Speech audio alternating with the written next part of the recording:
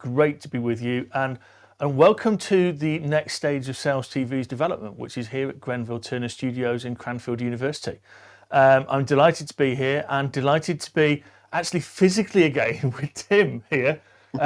It's quite alien because we've known each other for quite a while, but this is actually only the second time we've been physically in each other's It's amazing, isn't it, that we've known each other for 5 or 6 years, and this is only the second time we've met. Yeah, and actually I was thinking about that this morning. Is in terms of the actual social interaction and interactivity, it feels really quite odd. It doesn't feel as natural as before the pandemic. Yeah, that we'd have been hanging out with each other all the time. Yes, and now it's like, wow, it does feel slightly awkward, but. But we didn't shake hands or hug or anything like this morning, so we obviously feel that there's an informality there. Yes, that's true, and yes. I feel very good. But you've got a great session lined up for us today. So we have, yes, thank you. Yes, so first of all, welcome to Adam.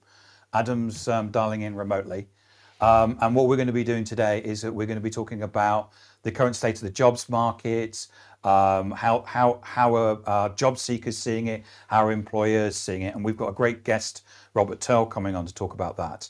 But first and foremost, I just wanted to thank Cranfield University for the use of their facilities today. It's a great step forward, I think, in the way of using a proper studio for this podcast. Yep. And what we want to do with Sales TV is try and create a psychological safe space for people where they can come on and debate, and what we're trying to do is find the bright people out there who can actually come on and educate. So this is about education as well as sharing ideas. So sharing ideas with the guests, but also comments. So thank you, Andrew, for your comment. But also coming on and chatting with the audience as well, and having those sort of conversations. So Adam, do you want to introduce yourself? Good morning, everybody. I'm Adam Gray. I'm Tim Hughes' business partner, and I'm co-founder of DLA Ignite. And to echo what Tim said, what a fantastic opportunity this is. I mean, I feel like we're grown-ups almost. A proper TV studio with green screens and people dialing in. It is a lovely change from our little homemade thing that we've been doing up until now. Absolutely. Thank you. And without further ado, can we bring Robert on? Hey, Robert. Hey, how you doing? Hey, and good morning. I'm really well, thank you. And you? Good, very good, yes.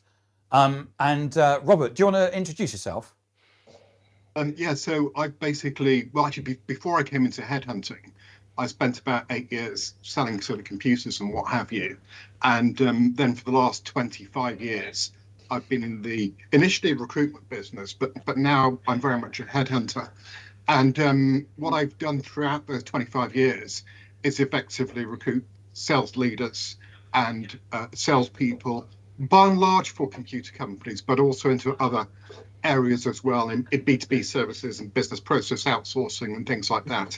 And that sort of experience spans the UK and USA, Far East, Europe and what have you. So at the moment, I'm mainly sort of recruiting for companies that are in scale-up mode, but effectively I tend to see all of the market. I think that the other thing happens is that for anybody who's a headhunter or who's in recruitment, by default, you get into job search conversations with candidates. So that's my background, and I'm looking forward to talking with everyone today. Well, the thing that I realise about you, Robert, for me, you're my barometer about what's going on in the marketplace, because I remember having a conversation with you. What was it, some 12 months ago, where you were telling me that you'd been onto LinkedIn and you'd done some research, and what happened was that you found that there was one candidate going for 5 jobs. Yeah. So an individual could pick and choose whatever they wanted. The employers were basically saying, we can't get anybody. And we had this thing called the Great Resignation, because what I can do is, if I don't like it, if you're not providing the right type of jelly beans in the office, I can basically say, I'm going to walk out and go and get another job. And then you said to me, I think it was probably about a year ago, you said, we're going into recession. And this is even before the newspapers said anything about it at all. And then I think you said to me recently that we've completely flipped. So we've gone from one person chasing 5 jobs to 5 people chasing 1 job, or thereabouts. How are you seeing it? Yeah. So I think just to go back to that, I think when we spoke last year, we were talking about the tech sector, and the number of vacancies outstripped the number of job seekers by sort of 4 to 1.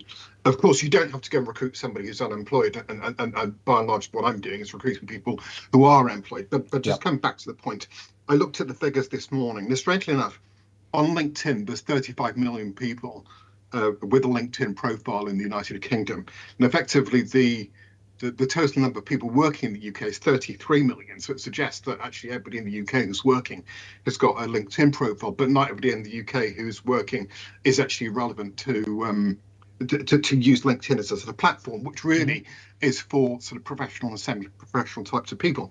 But effectively, I had a look this morning, and effectively there are 4.1 million people in the UK who are employed in sales, and effectively of those 470,000 are open to a move. In other words, 10% are open to a move. That 10% doesn't mean necessarily that they're all looking, but effectively what's happened is that the economy's gone into a state of decline, and therefore there are fewer vacancies. And I think that there's been a lack of confidence in the market. There's been a lot of adjustment, and effectively, I think what the economists are saying is that the future growth as we go into 24, 25, 26 and what have you is going to be about 1% economic growth, which isn't absolutely huge. So I think that effectively what was a job seekers market it is now less. So there's many factors attached to this. I think what's important to say is that we've still actually got a very high proportion of people in the UK who are employed. So effectively about 96.5% of the UK population, working population, is employed. In other words, the unemployment rate is only 3.5%. So it's incredibly low, the lowest it's been for about 25 or 30 years. So effectively, there is somewhat of a worker talent skill shortage. We're then in the situation whereby, as each year goes by, employers become smarter about how they choose to go about making senior specialist hires, and as a consequence of which they are looking to take into account more factors and apply a greater degree of scrutiny. And so for some of the positions that I've been headhunting into, I've sort of noticed 21 sort of points on which a employer may sort of choose to determine that a candidate's sort of somebody that they could offer, or not. And then you've got a greater degree of scrutiny throughout the recruitment process, more interviews, more in depth, yada yada yada yada. So that's what I'm seeing. So what you're saying is that there was it 400 and something thousand people are. So on LinkedIn, what you can do is you can say that you're looking for work. Yeah. In effect, what you're doing is that you're saying to headhunters, I'm not happy with what I'm doing, and you can come and get me. Which I've always found slightly odd, and I'd love your intake on this, Adam and Robert, which is, what does that say to your current employer? Or are they not looking at their employees? Well, I'm guessing So they're the not current looking. employer shouldn't be able to see the fact that the person's looking. Right, okay. Okay, so the current employer shouldn't be able to see that. There is also the term sort of like, somebody's casually looking. And sometimes if somebody's working for a big company, sometimes the people working at big companies are sometimes indifferent as to whether or not somebody's open to a move, because they see themselves almost working for an institution. Okay. I played around, Tim set us off on preparation for this. So I spent some time on Statistica trying to track the number of sales and associated jobs. And doesn't matter about the numbers. My numbers were a lot lower than you on Statistica, but about 1 million. But actually over the last 10 years, the number's been steadily tracking up, Robert. And then all of a sudden, actually after the pandemic, between 2022 and 2021 and 22, it fell off by about 100,000, and it was roughly equal as well to the number of open sales roles on LinkedIn. And that links to a lot of the CEOs I talk to and a lot of the sales leaders saying they still have a real problem finding talent, and that's what Tim's comment was around the prep. So I'd love your view on this. Really, it's not as simple as it was when we were all in sales, which was downturn, FD takes out red pen and starts striking off salespeople. How do we read this market with these different dynamics at play? So effectively, each and every year, society becomes a more complex place in which to work, and everything just becomes much more specific.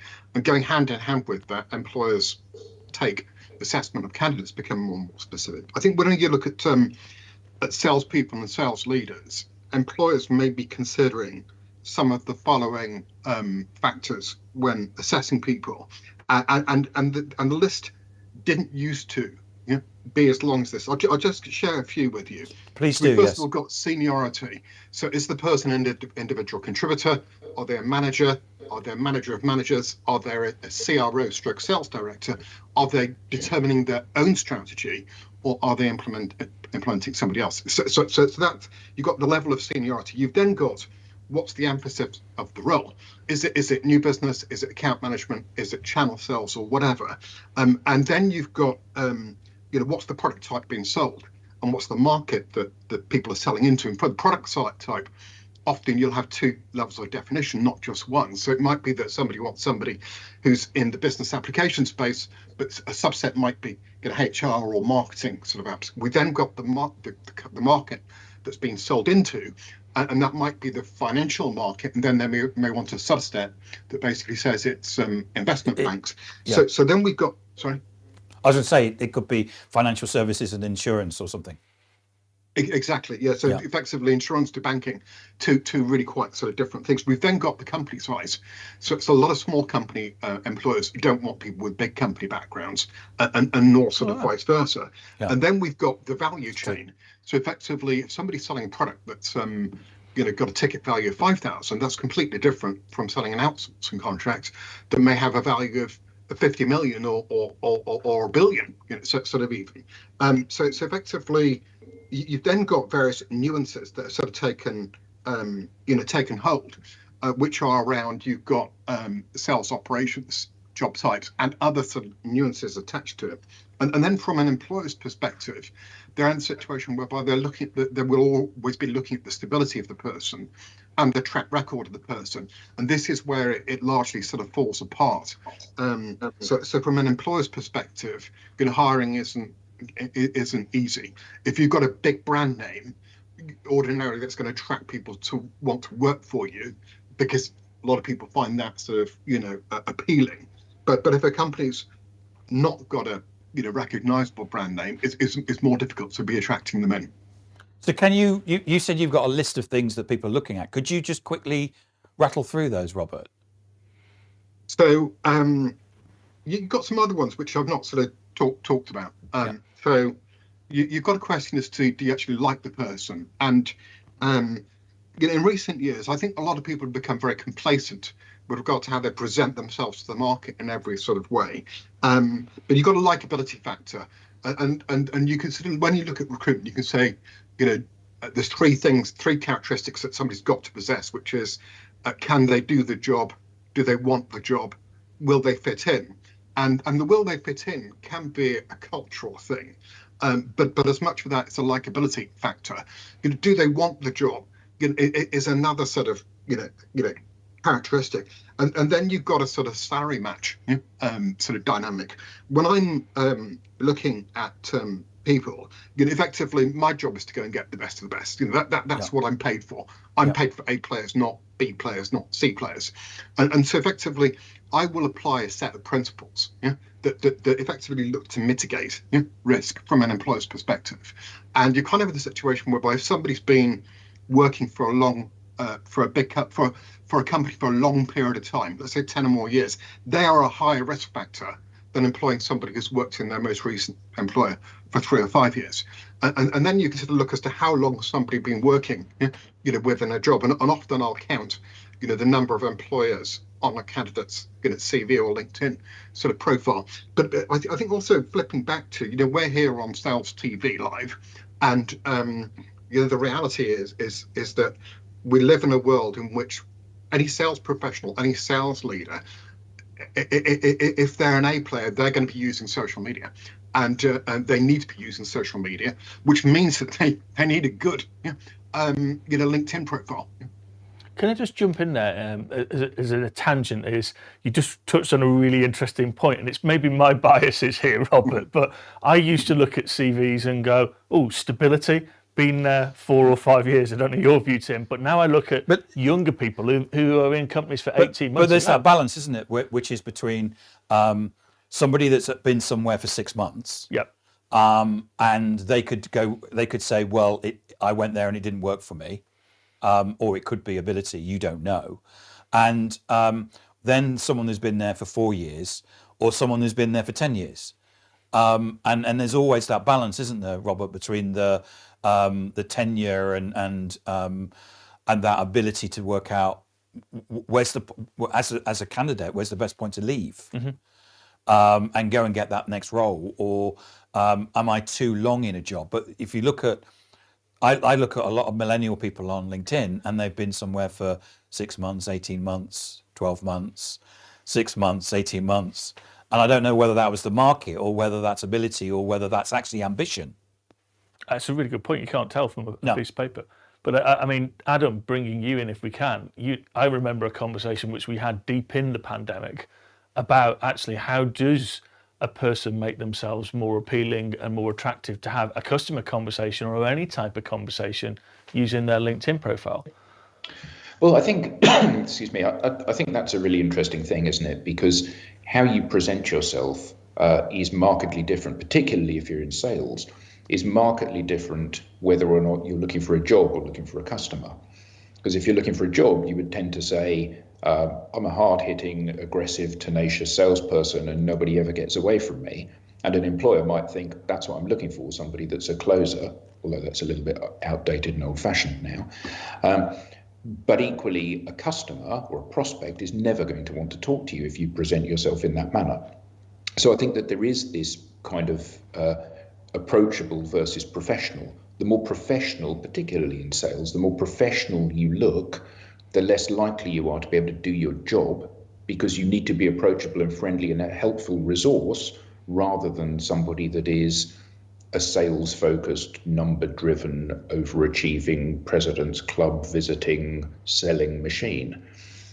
So yeah, there is that kind of dichotomy there.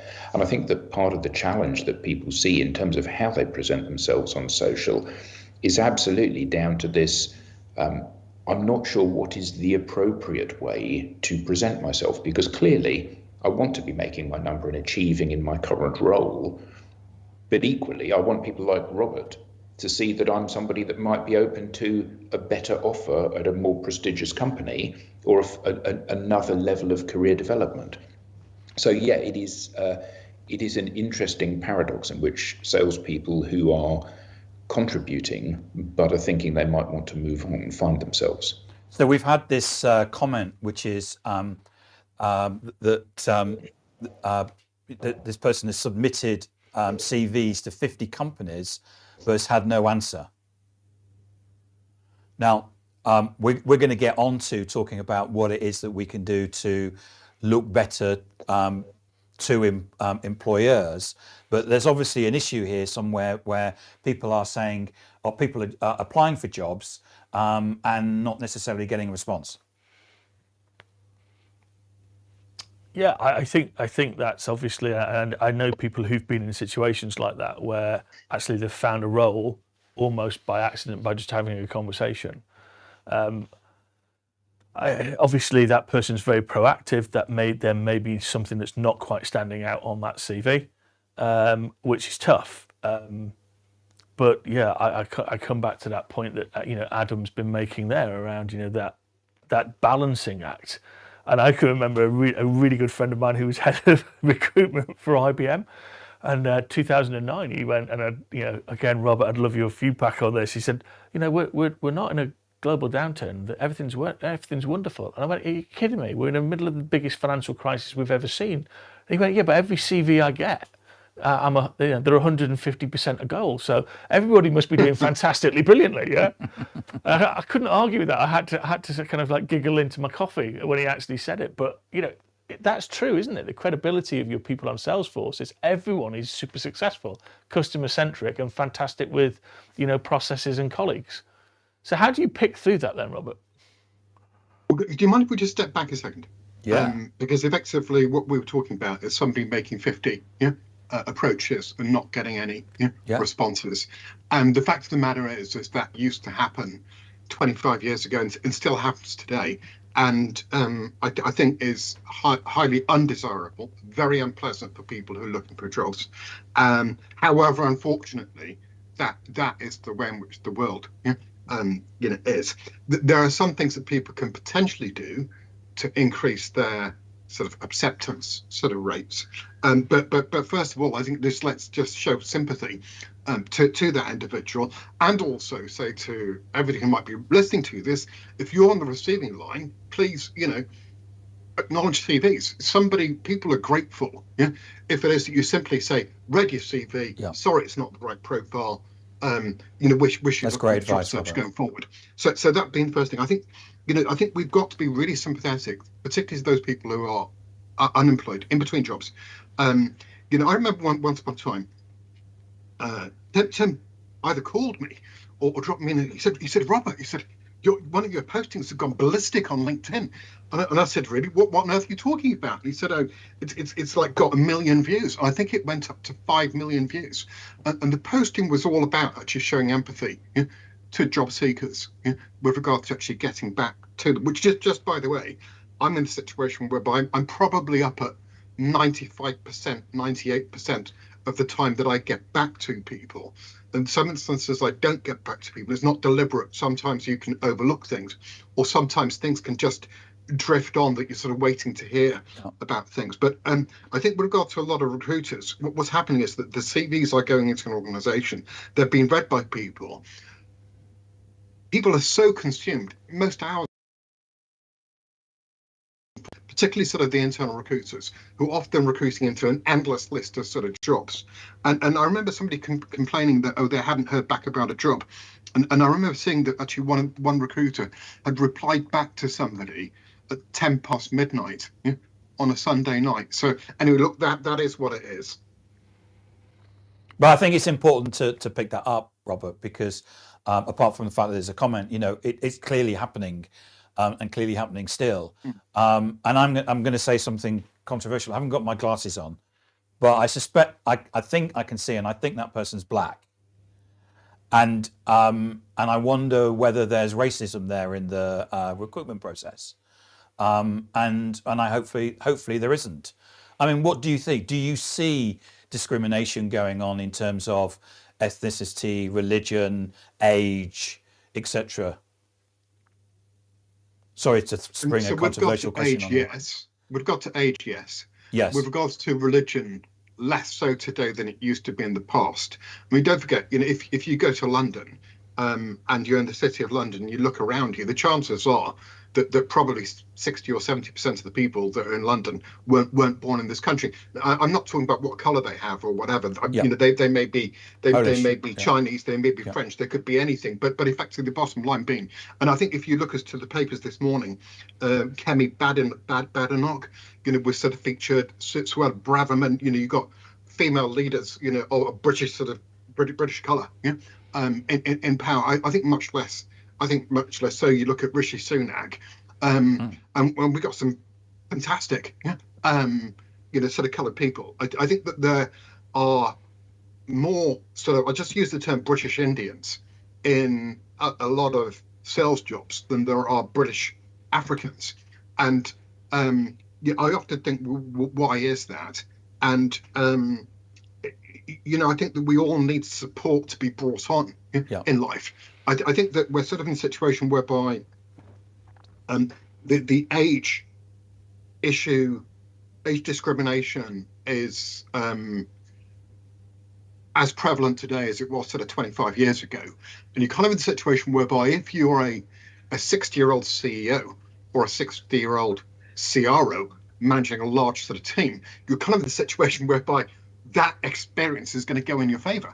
But if you're a 55, 60-year-old account manager, individual contributor, then there's a good chance that that's going to go against you. But with regard to age discrimination, and Andy was talking about this earlier, and saying that young people have got a lot of young people hop around, and the reality is that I think that a lot of we did that in our generation, but I think that in recent years there's been a lot of that because the jobs market has been so buoyant that if they did they gave their job, they could get a new one, blah blah blah, but less so now. And effectively, individuals need to think as to how they build value into their career. On the subject of Cranfield University and anything like it, individuals need to think about, do I have the right qualifications to make my career success, manageable? But you've also got a sort of relationship between age and the value chain. So somebody young you could associate with selling something that's of a lower order value, less sort of complex. And the higher up the value chain that you go, and the more sophisticated the sales approach and the seniority that you're dealing with in companies, then actually age can sort of go in somebody's favour. I think that's a really good point. So I know, Adam, you've been talking about how we focus on a sales team of the week. And I don't know if you saw that the submarine contract that was won this for 2.4 billion, and it just triggered it would be great to go and interview that team. But to your point, Robert, I would imagine they were all quite senior, because I think with regard to the outsourcers and a lot of the big contracts of an outsourcing nature, might be $1 billion, 5 billion, 10 billion or whatever. And I've recruited people who've sold billion outsourcing deals, but the reality is some of those outsourcing deals are not sold by salespeople. It's a team. They're sold by one chief executive talking with another. And don't forget that also comes on to team-based selling approaches. Right. I think in the context of today's conversation, I think it's largely around people with regards to their job search sort of activities. And is it okay if I just push back onto that? Yeah, please do, Robert. And from the context of that, it's a new year, believe it or not, for Cranfield students. We're going to have a lot of people who do a lot of studying here, either MBAs or MSCs full-time, and then we'll go back out into the job market. A lot of them will end up in leadership roles where revenue is important, or going into sales and marketing. So actually, anything that you can give as advice to those guys and the ones that have just left is going to be massively valuable. So I think with regard to, when somebody goes and gets a master's or an MBA, it's not an immediate passport to success, but invariably they should be able to go further, faster. And, then they're at an advantage when promotions have been awarded or when they're interviewing for jobs externally.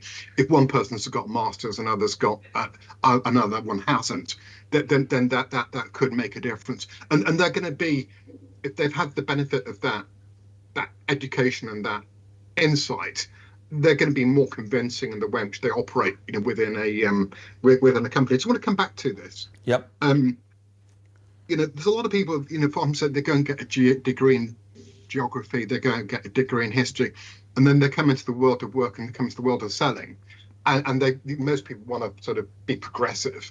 Kind of a situation whereby a degree such as geography or history demonstrates intelligence, great, but it doesn't mean that they actually learn a subject. And I think we're sort of in a situation now whereby anybody who's working for 15 or 50, who's going to be expected to work for 15 or more years, they need to start thinking about investing in themselves and their future. And part of that being education. Somebody can go on a training course, or they can get experience working on a project, which those two things help career development. But effectively, there's nothing like a certification. And the other thing being is that when employers sponsor and pay for a certification for an employee, it makes those employees feel hugely sort of valued. So I think with regard to people going into Cranfield or other learning establishments, I think it's a really good thing, and it demonstrates that they're ambitious. And then once they come out of it, just because they've got an MBA or masters and whatever doesn't mean that they're going to get an immediate passport to a job that's the next level up. But once they've gone back into work, if they approach their career and they approach networking and they approach their job correctly, then there's every reason why they are going to accelerate their careers further, faster,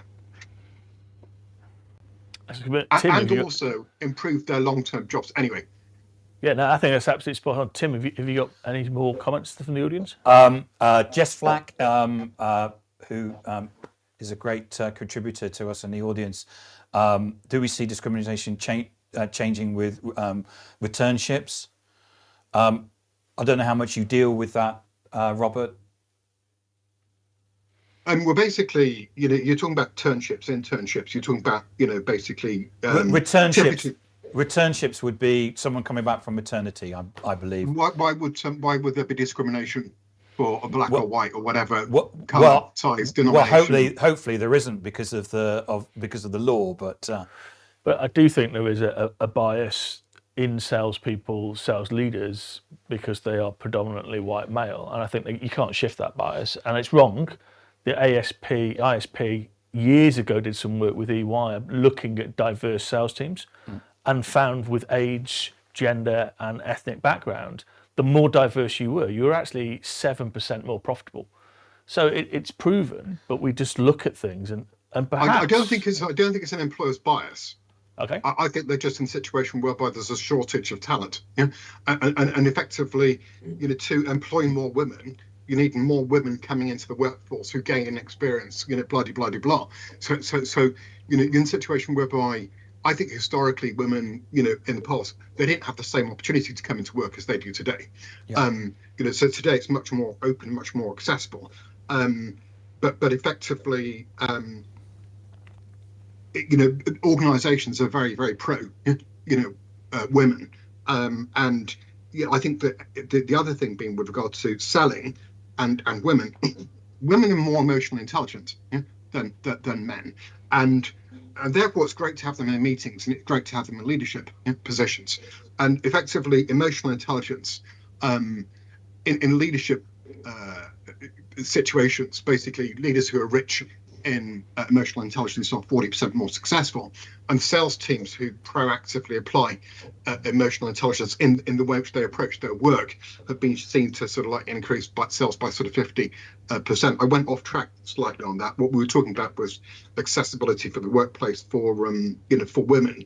Of course, the difficulty being is that if a lady checks out of work for 5 or 7 years to maybe have 2 kids, and then she wants to come back in, she doesn't have a recent track record, and her experience would be seen to be out of date. And I think really the best we can do is to try to be more sort of accommodating. Yeah. And I think that when you talk about returnships, that's a great way to pull women back in. But basically, I think that any sales organisation or any organisation that's fielding 10 salespeople event or in a sales meeting to the marketplace looks absolutely stupid. Yeah. Basically it's like we're the amount of times, and today we're 5 people, we're all men. Basically we've got to pull more women through, and absolutely. That's not, I don't think, for the lack of trying. I think that effectively you've got an availability piece. I think you've got to be very brave. I was interviewing somebody here in the studio, and we actually got James King from IdeaGen on, and they were talking, Robert, they actually have a 72-year-old inside sales rep in Australia, and she's the highest performing sales rep with the deepest relationships. Wow. And I'm reinforcing that. I was in a well-known TV broadcaster, and they were talking about, they brought somebody, returnships, 55-year-old gentleman, and he wasn't quite comfortable enough to be honest about his work ethic. He would hide it. But he would be in at 7:30 in the call centre, and he would leave at 6, and people would go, "Why are you here?" And he'd go, "Well, I'm beating the traffic." He was a bit embarrassed about, this is the way I was brought up in my work ethic. And actually, that work ethic, that mentorship and role model rubbed off on the rest of the entire team. And they all came in earlier, stayed a little bit later, listened to his relationship capability, and the whole team raised. So I think experience is a hugely valuable thing for people that do need mentorship and help in the workplace. So Robert, so what can people be doing in terms of I'm out of work and okay, so I'm looking, what can I do? Yeah, we've got 3 clusters. Okay, cluster number 1 is people need to put a structure into their job search. Looking for a job these days is more complex to navigate than it was 10 plus years ago. So they need to have a structure for their job search, which means having a plan. What am I going to do? What kind of jobs am I targeting? How am I going to do it? It also means organizing it so you can record your activity, maybe with a CRM on a spreadsheet. And it also means actually interacting with others, seeking the opinion of others to see what other people have got to say. So effectively putting a structure into your job search. And the final piece of that is around managing your mood and energy level, because anybody who's looking for a job, like the person who got in touch earlier, said they've made 50 applications. Yeah. And by the way, that's quite small in comparison to a lot of people who might have made 200, 300, 400. So effectively, there's a need to maintain self-belief and confidence. And by the way, absolutely more or less everybody gets back into work. Okay, so people are going to feel pretty bad when they're in between jobs, but absolutely, more or less absolutely everyone gets back into work. The second thing being is that a lot of people that they jump into job search mode and they take the easy approach, and they actually fail to leverage the 5 job search methods. And the 5 job search methods are: 1, to be found, which is your LinkedIn profile. And I personally think without actually a strong LinkedIn profile, you've got no foundation for your job search, because effectively, as soon as somebody receives your application, a lot of the time people are going to look immediately at your LinkedIn profile. So you've got your LinkedIn profile, be found. That's item number 1. Item number 2. So Robert, just to say, so as a headhunter, you're saying that every salesperson has to have a good LinkedIn profile? Yes. Thank you. I feel there's a point you're about to make there, Tim. So then we're in a situation whereby the other things that the people need to do is make direct applications. And effectively, a lot of jobs are sourced by companies that don't want to pay recruitment fees, that have got in-house expertise, who want to source directly. And if that's the which they choose to do it, you need to sort of make sort of direct sort of applications, and those can be ones where you're making an application on a speculative basis, or you're responding to a job advert on their careers. So that's proactively going to the sales leader and saying, "Can I come and work for you?" Correct. And I'm not saying going to the sales leader saying, "Have you got any jobs?" I'm saying, "Can I come and work for you?" Because that's such a flattering thing to say. You might want to say that. It depends as to which way you want to express it, but yes. Yeah. And they're probably going to respond quite positively to a direct approach, particularly if it's potentially on the phone. Yeah? So that being the thing, we then got job ads. We then got recruitment firms, and then we've got networking. So those are the 5 job search methods. 1, optimizing your LinkedIn profile. Yep. 2, making direct applications directly to people and via the jobs portals on these company sites.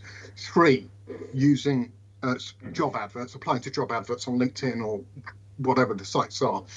4, using recruitment firms, and then 5, networking. Those are the 5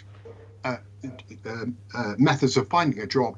And sometimes people will think, "Oh, that method's not for me," but actually, the reality is that those people who use all forms of job search will find a better job faster. There's been research done on that by the company called LHH, which is the world number 1, and was the world number 1 sort of outplacement agency, which is all about professionally guiding people back into work.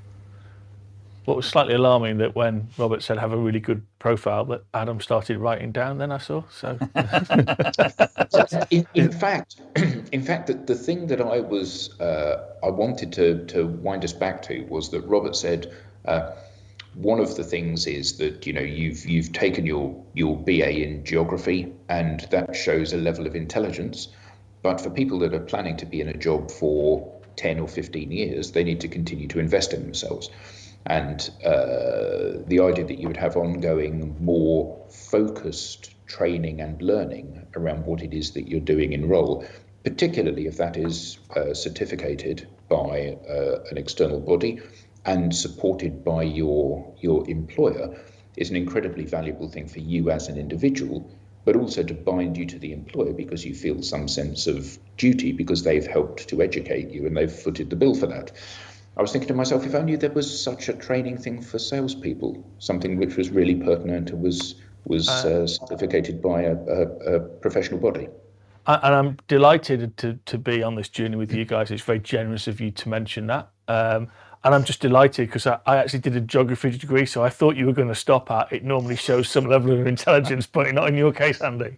So Jess Flack has basically put up a comment and she shared a link in the chat that says that TalkTalk are offering job seekers free broadband for 6 months. So I don't know if that's going to help anybody. I guess that's And I think that's a really good thing to do. I do, yes. It's social responsibility. It is, yeah. It's TalkTalk as a brand. It's difficult to figure out how you impact, but what fantastic way to actually do something positive. And with 5 minutes to go, Robert, what else can people do? So effectively, there's a relationship between your LinkedIn profile and your CV. Right. They kind of need to have the same qualities, and effectively, people aren't doing enough to make themselves attractive to prospective employers, because often what they're doing is they're giving the person who may be looking at their profile or looking at their CV a puzzle, and we don't want to be in a guessing game. Yeah. And so effectively, what often will happen is to talk about the photo at the end, but with regards to what normally will happen on a CV is, number one, there's the person's company. And the company might be called ABC Corporation. We don't really have a clue what ABC Corporation are. Not everybody works for Google, Apple, Ford Motor Company, etc., etc. So effectively, with most people, with regard to their CV, good idea for each of the recent employers, a 2 or 3 line description. What is your employer's line of business? 1. 2 is often it's not clear what somebody's doing. And there's a lot of job titles that are very obscure. So in the context of salespeople, if somebody's a sales manager or sales director, say so. If you're a pre-sales consultant, say so. If you're a chief revenue officer, say so. But avoid coming out with something that's obscure that may mean something in your company, but doesn't mean anything in another company. Yeah, you then got the sort of context of what somebody's doing. So you've got responsibilities and you've got achievements. And with regard to responsibilities, people hate it when they see a CV that's full of responsibilities and not got any achievements. But the responsibilities really are saying what it is that you were doing. I was selling, cameras to South Africa or whatever it could be. But basically, you then got the achievements. And with regard to the achievements need to weigh in as being relevant to the dimensions of the job that you're applying to. So sometimes salespeople put an achievement on their CV. It might be something that they're proud of for some reason, but maybe they put that they won this deal for 100,000, and they're applying for a job that's going to have a target 2 million, okay, and be selling deal values that's like 250 grand, $500,000. So effectively, the achievements need to be, sort of substantial. Yeah. The other issue with regard to people, and their LinkedIn profile, Adam was saying about, sort of people being too sort of that need to be casual. You're kind of a situation whereby LinkedIn is a professional site. You need a professional photo, and you've got this case of too formal, too informal. And my advice would be to dress to level up from what you might do on a normal sort of work sort of day. That you need to look smart. So not a case of sweatshirts or anything else like that. And ideally smiling, looking straight at the camera. Yeah, I know. I keep telling these guys all the time about smiling. That's laughing, Tim. It's a different thing. Yeah. And what else can we do, Robert? I mean, that's really been fantastic in terms of our LinkedIn profile, CV, anything else? Well, I mean, most people will say that networking should form the pillar of your job search activity. I think if you speak with a diverse number of people, it's a really good idea, because often what happens with job search, you've often got a case of the blind leading the blind. And some people would say, right, use this CV template, and it's something that everybody else used. It's a load of rubbish. 15 years ago, still a load of rubbish today. And I think really basically seeking different perspectives is a good idea. It's brilliant. Right. Andy, do you want to close out? Well, yeah. I mean, Robert, firstly, huge thanks to you. I think this has been massively valuable, both from a general perspective, but I think Thank you, Robert. You were amazing. Brilliant. Adam, thanks for being in the show as always. Look forward to seeing you later tonight. Tim, great pleasure to be Thank here you. with It's been you fantastic. It's on the been show. awesome, isn't it? And thank you for the crew and team at Chris, Cranfield University. Chris, David, Toby, everybody on the team. Marco, thank you so much. Really looking forward to this next chapter with you guys and helping us evolve. Thank you. Fantastic. Bye-bye. Have a good day, everyone. Thanks, everybody. Bye. Bye.